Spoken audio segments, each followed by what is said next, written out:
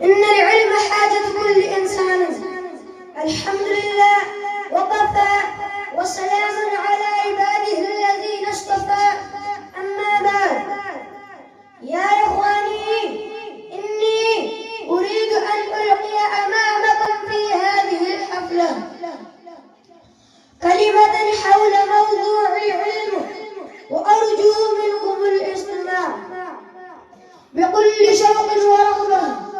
يا زملائي، إن العلم له شرف عظيم، إنه نور وبصيرة، إنه أساس الدين وعماده، إنه ركن المتين، إنه غذاء للعقل والنفس، إنه يغذر القلوب ويهدي إلى الرشاد ويرشد إلى سواء السبيل، إنه يخرج الناس من الظلمات إلى النور، وإن العلم لا يدركه إلا من صفى نفسه وزكاها، لأن العلم نور من إله كما أشار إليه الإمام الشافعي رحمه الله.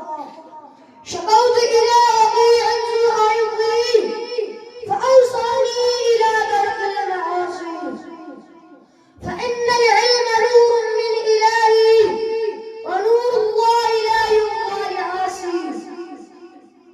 وقال تبارك وتعالى: إنما يخشى الله من عباده العلماء.